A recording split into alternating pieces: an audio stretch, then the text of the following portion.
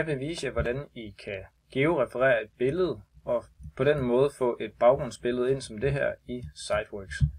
Det skal dog siges, at man er nødt til at køre SiteWorks 1.7, og hvis I er i tvivl om, hvilken version I kører, så kan I trykke ind i menuen oppe i venstre hjørne, vælge indstillinger og tage systeminfo.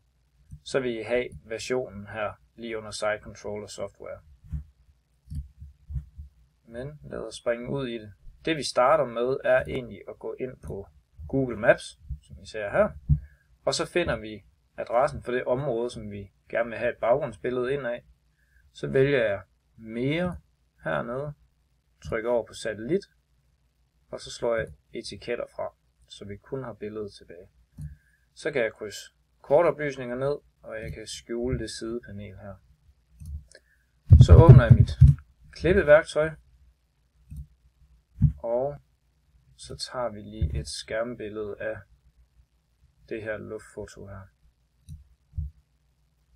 Så gemmer vi skærmbilledet, og det gør vi inde på T7'eren og TS7'eren.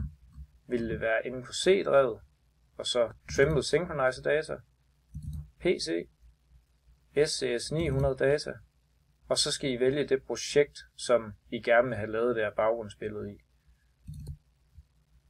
Vælger det givne projekt, og så gemmer I billedet inde under Background Images.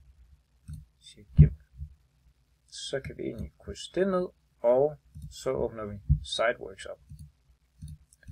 Hopper jeg lige ud i projektopsætning. Så sørger jeg for at have valgt det projekt, hvor jeg lige har gemt baggrundsbilledet i, eller skærmbilledet i, og siger accepter. Således. Det I så gør for at få georefereret det billede I lige har taget, det er at trykke ind på tandhjulet herovre, gå ind under billeder, og så vinger I vis baggrundsbillede af, og så vil I på listen her kunne vælge det skærmbillede I lige har taget, og så er det at trykke på georeferere knappen her, og så skal I så vælge nogle punkter, enten fikspunkter eller nogle punkter I har målt derude, som I kan georeferere billedet efter. Så nu ved jeg, at det her fikspunkt her, det er hjørnet af bygningen her, og fikspunkt 2 er hjørnet af bygningen her. Så siger jeg accepter, og accepter igen. Og så vil I få jeres baggrundsbillede ind. I kan ændre lidt på, hvor tydeligt eller utydeligt billedet det skal være transparent ved at trykke på listen her. Jeg synes standarden det er 40%, og det synes jeg egentlig er super fint.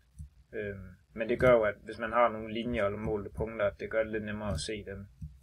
Hvis nu I ikke har nogen fikspunkter derude, så kan I også bare måle 2 punkter derude. Nu har jeg snydt lidt og målt 2 på forhånd. Et heroppe og et herover. Så hvis I står derude og ikke har nogen fikspunkter, så kan I godt georeferere efter de 2 punkter I har målt derude. Så nu vælger jeg det 0002 jeg har målt heroppe og 0003 som jeg målte herover. Sådan. Så siger jeg accepter.